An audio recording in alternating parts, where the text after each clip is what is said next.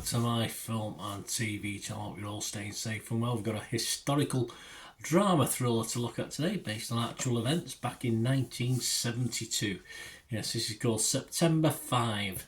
95 minutes, a nice runtime, nice tight runtime. This for a pretty serious drama thriller based on true events. Tim Fellbaum is the director, co-producer and co-writer of this, and it stars Peter Sarsgaard, John Magaro, Ben Chaplin, Leonie Benesch, Zidane Swalem, Georgina Rich and Corey Johnson, amongst many others. It's in the 15 certificate, this one as well. And it chronicles the Munich massacre of 1972 from the perspective, very important, this is a lot of meat missing from the bones because it's just the perspective of the ABC sports crew and their coverage of events at the time.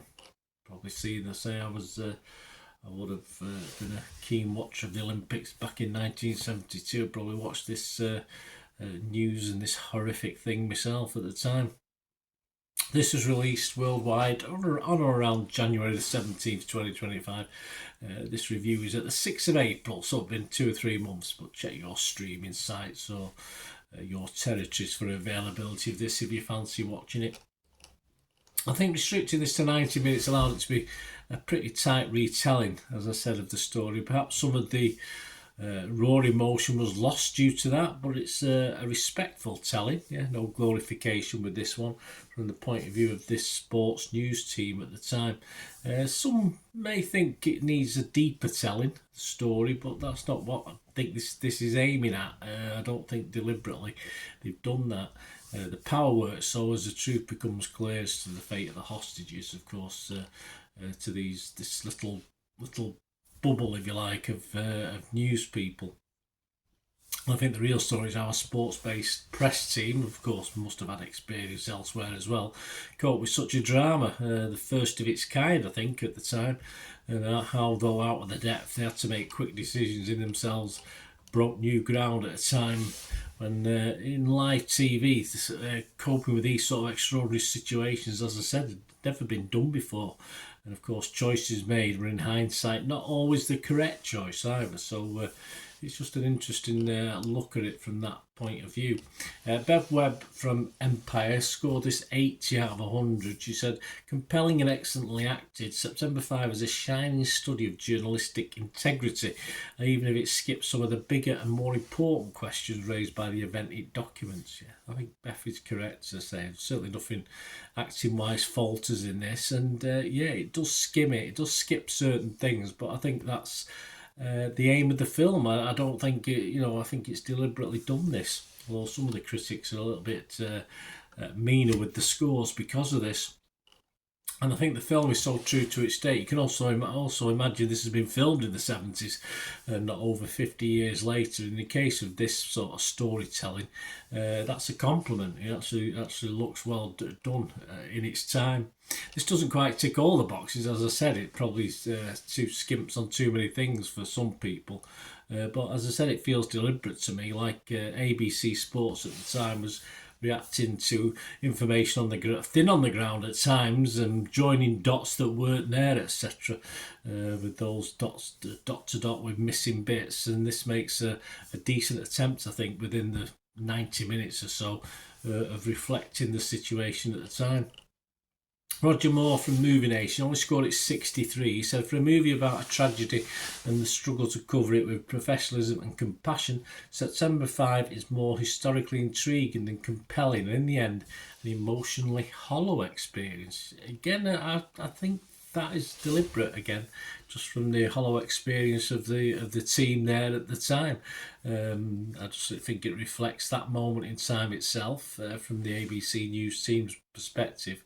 Of course, they were the first to break this, and it all became, you're still talking about at the time where, as it is now, all about scheduling and getting the first bit of information out there as well. So that all came over pretty well in this, and of Of course, that sort of newsworthiness, or that way of reporting the news, has probably been downhill ever since. At least this was raw and new at the time, and certainly probably handled better than what it's handled now, with all singing, dancing, availability of stuff we get in this day and age.